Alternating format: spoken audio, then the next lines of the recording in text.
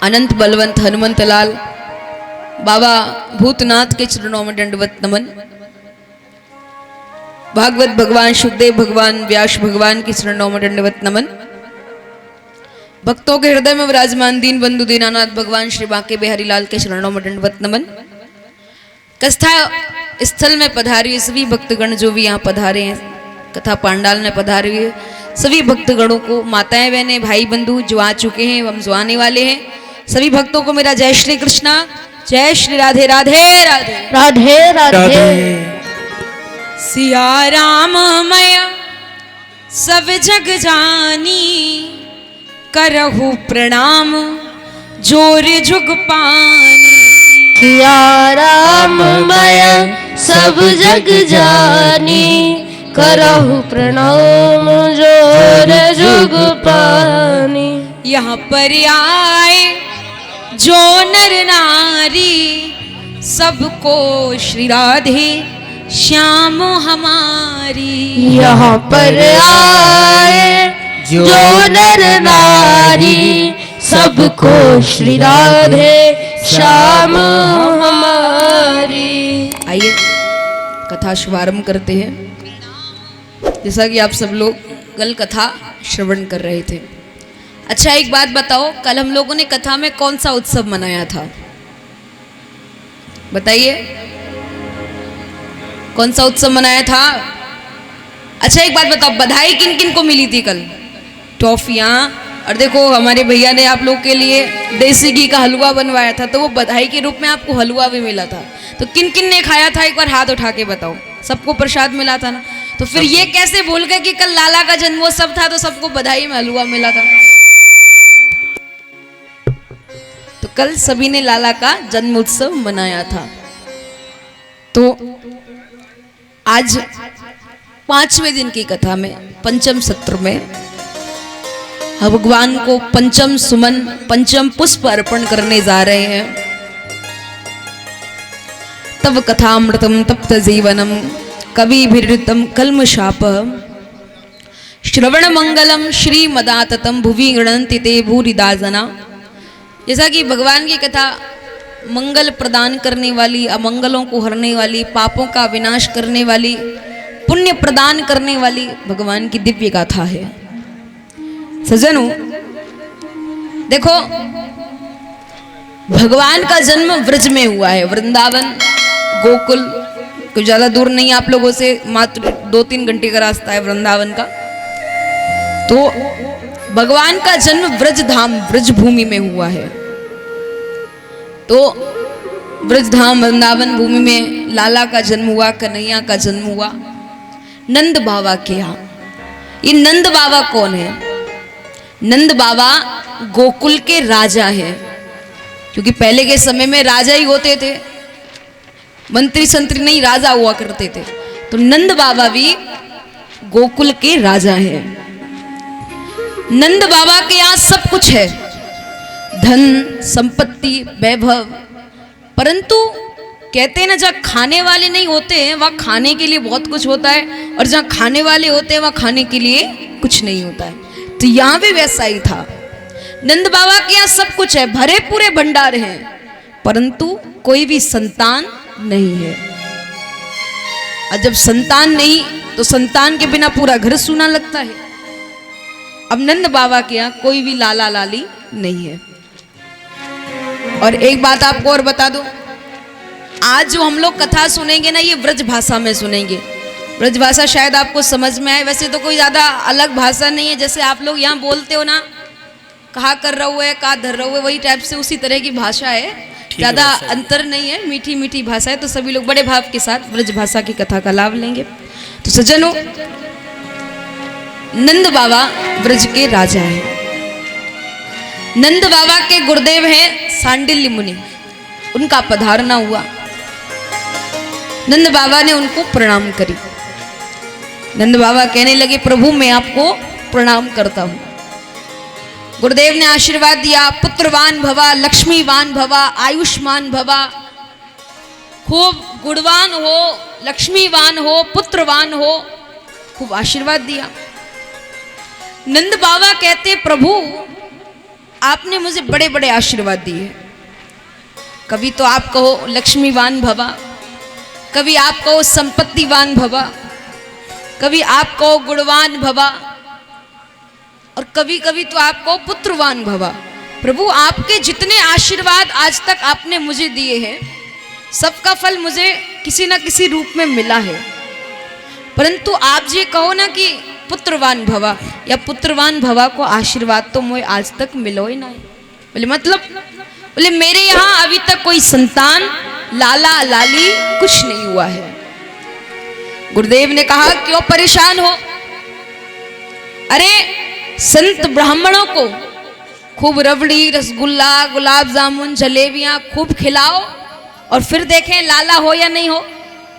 अरे ब्राह्मण जब तक यजमानन को या फिर जो भी पुरोहित जी हैं, अगर वो अपने यजमानों को आशीर्वाद नहीं देंगे तब तक उनके यहाँ कुछ होने वाला ही नहीं है। तो तुम खूब खिलाओ पिलाओ ब्राह्मणन को, और ब्राह्मणन के आशीर्वाद से तुम्हारे यहाँ लाला है जाएगा।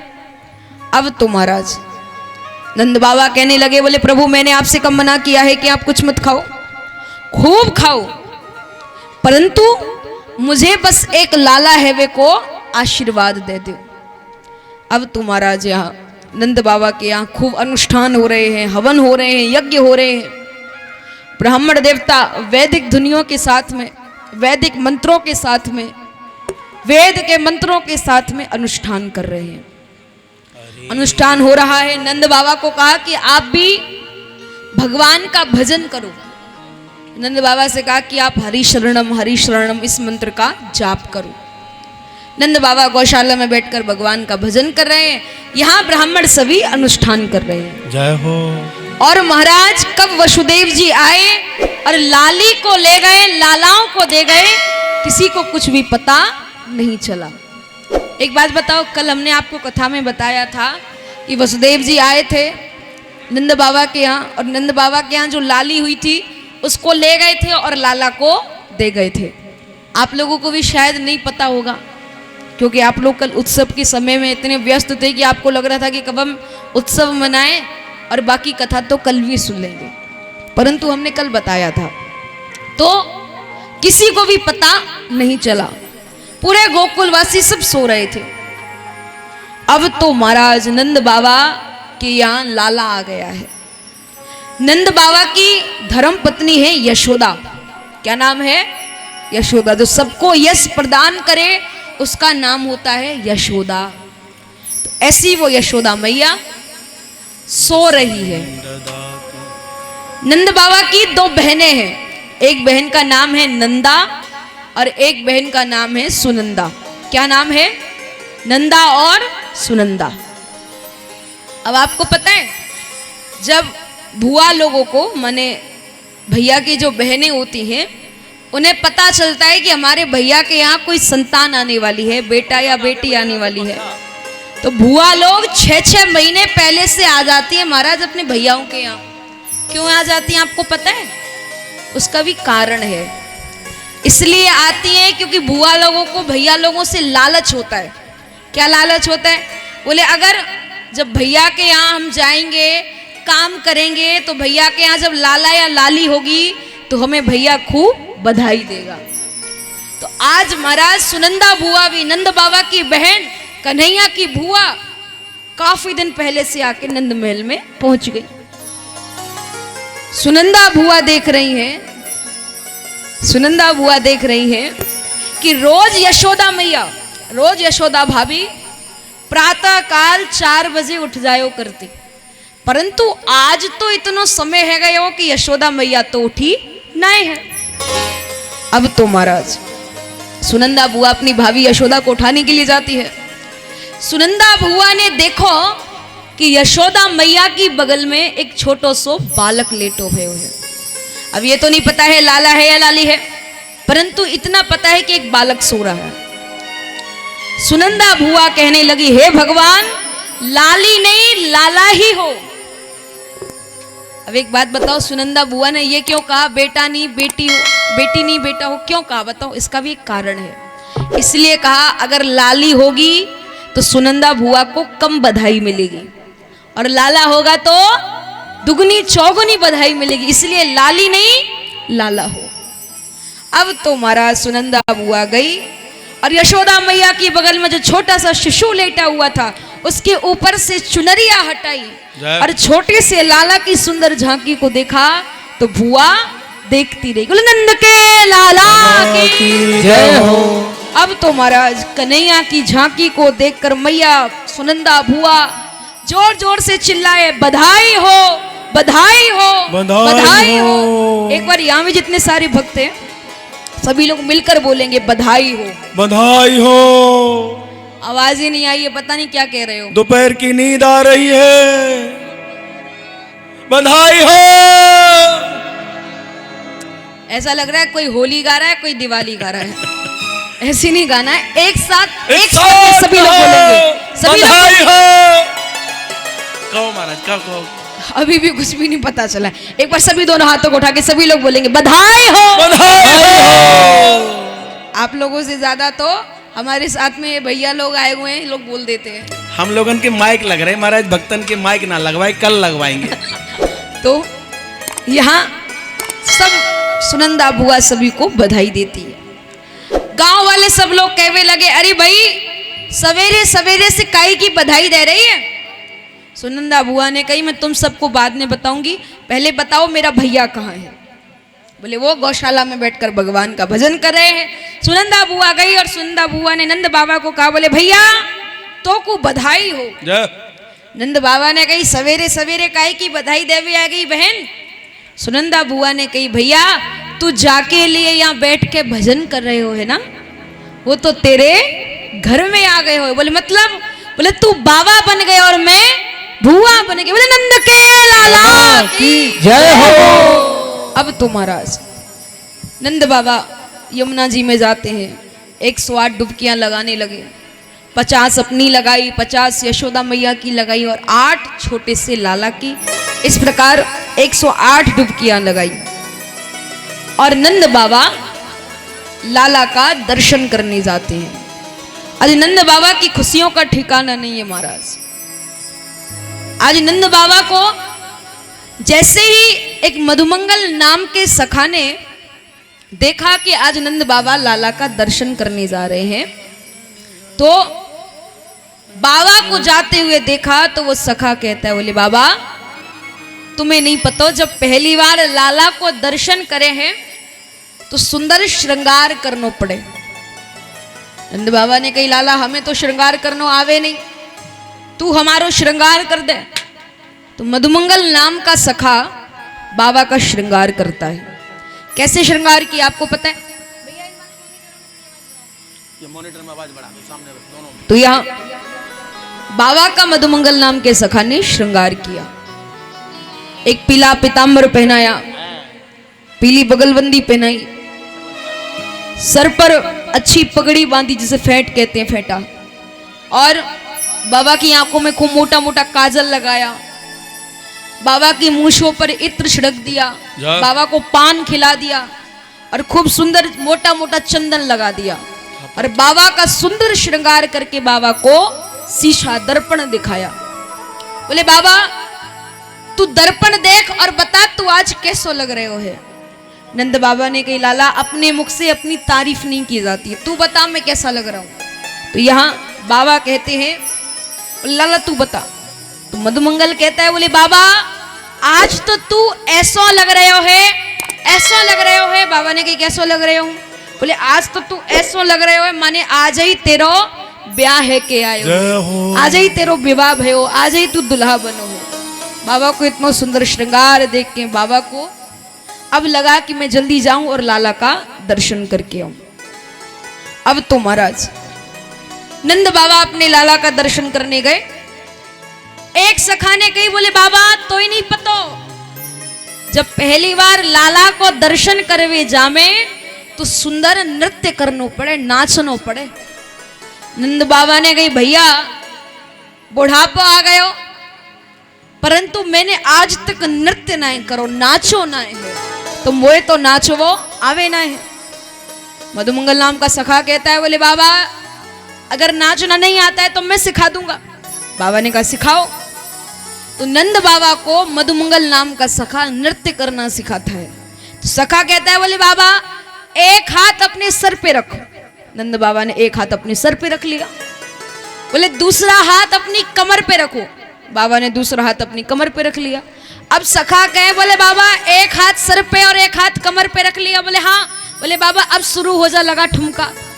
अब तो महाराज 85 वर्ष के बूढ़े बाबा सर पे हाथ रख के कमर पे हाथ रख के ठुमका लगा रहे हैं, नाच रहे हैं। और जैसे ही एक सखा ने देखा कि आज बाबा बुढ़ापे में नाच रहे हैं, वो सखा अपने सर के ऊपर दही का घड़ा लेके जा रहा था। उसमें दही भरी हुई थी, वो जा रहा था लेकर। उसने देखा कि आज बुढ़ापे में बाबा नाच रहे हैं और बाबा को नाचते हुए देखा तो बाबा के ऊपर वो जो दही का मटका लेकर जा रहा था, वो मटका भरा हुआ बाबा के ऊपर डाल दिया। बाबा ने कही, लाला तेने जो कहा करो, तेने इतना सुंदर श्रृंगार खराब कर दियो। तो वो सखा कहता है, बोले बाबा आपको नहीं पता, जब पहली बार लाला को दर्शन करवे जामे तो दही से स्नान करना पड़े। आज नंद बाबा को जो जैसे बहका रहा है, बाबा वैसे ही बहक जा रहे हैं। और लाला का सुंदर श्रृंगार करने, बाबा का सुंदर श्रृंगार हुआ, वो भी बाबा का खराब हो गया। परंतु लाला का सुंदर दर्शन करने के लिए बाबा जा रहे हैं। बाबा की खुशियों का ठिकाना नहीं रहा महाराज। ब्राह्मणों ने बाबा को पकड़ लिया। बोले बाबा रुको रुको, दर्शन तो बाद में कर लेना, परंतु इस पूजा को तो पूरी कराओ। अब नंद बाबा ने कहा, बोले करा लो महाराज। ब्राह्मण देवताओं ने बाबा को कहा कि पहले आप भगवान को जल से स्नान कराओ। अब बाबा से जल से स्नान कराने के लिए कहा, परंतु महाराज बाबा का ध्यान पूजा में तो था नहीं। बाबा का ध्यान आज उस छोटे से लाला में लगा है। तो ब्राह्मणों ने कहा कि बाबा जल से स्नान कराओ, और बाबा ने जल की जगह भगवान के ऊपर फल चढ़ा दिए। बोले लो प्रभु फल चढ़ाओ। ब्राह्मण देवताओं ने कहा, बोले बाबा जल नहीं फल नहीं। बोले तो, बोले स्नान कराना है, जल चढ़ाओ। बोले महाराज माफ करना, गलती हो गई, दोबारा से चढ़वा लो। बाबा ने यहाँ दोबारा से भगवान को जल से स्नान कराया। फिर ब्राह्मण देवता कहते हैं, बोले चलो एक काम करो, अब बाबा को जैसे ही कहा कि अक्षत चढ़ाओ। अब महाराज अक्षत तो बाबा ने चढ़ाई नहीं। अक्षत माने जानते क्या होता है? क्या होता है? चावल। बाबा ने अक्षत चढ़ाई नहीं, बाबा ने भगवान के ऊपर शक्कर चढ़ा दी। बोले लो महाराज शक्कर समर्पयामि। बोले शक्कर नहीं, अक्षत चढ़ाने हैं। आज बाबा का ध्यान पूजा में नहीं, आज बाबा सब कुछ भूल गए। और ब्राह्मण देवता बाबा का सारा विधि विधान से लाला का पूजन कराते हैं कि आज लाला आ गया। तो बाबा की अनुपस्थिति में ब्राह्मण भगवान का पूजन कर रहे हैं और स्वस्ति वाचन गा रहे हैं। वाचयित्वा स्वस्तयेनं जातकर्मात्मजस्य वै कार्यामासा विधिवत पितृदेवार्चनम तथा। ब्राह्मण देवता भगवान का पूजन कर रहे हैं, नंद बाबा लाला का दर्शन करने गए और नंद बाबा खूब लुटा रहे हैं महाराज। धन संपत्ति वैभव सब दान कर रहे हैं। अरे गैयाओं के पैरों के खुरों में, जो गैया के पैर में जो खुर लगे रहते हैं, उनके ऊपर बाबा उनको सोने से मंडित करा के, उनके ऊपर सोना लगवा के ब्राह्मणों को दान कर रहे हैं। जय हो। आज बाबा की खुशी का ठिकाना नहीं रहा। आज मानो तो बाबा के नंद महल में साक्षात लक्ष्मी मैया ने आकर वास कर लिया हो। देखो एक बात ध्यान दो, भगवान की दो पत्नियां हैं, रमा और क्षमा। रमा कौन है? जो लक्ष्मी मैया हैं, जो भगवान के साथ बैकुंठ में रहती हैं। और क्षमा कौन है? पृथ्वी। भगवान सोच रहे हैं कि मैं रमा के साथ तो काफी दिन रह लिया हूं, परंतु अब मुझे क्षमा के साथ, पृथ्वी के साथ रहना है। तो आज भगवान पृथ्वी भूमि के साथ रहने आए हैं। तो सज्जनों, यहाँ भगवान खूब दान करवा रहे हैं लक्ष्मी जी से। कुबेर नंद बाबा के यहाँ अपना भंडार खोल के बैठ गया, लक्ष्मी जी अपना भंडार खोल के बैठ गई और प्रेम और भाव से लाला का जन्मोत्सव चल रहा है। ओ बर्फी सी ब्रज नार बनी। आज ब्रज की गोपियां महाराज जी सब लाला के जन्मोत्सव की बेला में कैसे कैसे अद्भुत और विलक्षण दिखाई दे रहे हैं कि बर्फी सी ब्रज नारी बनी, जिनके गुंजा से गीत और गुंजिया से ग्वाला। अभी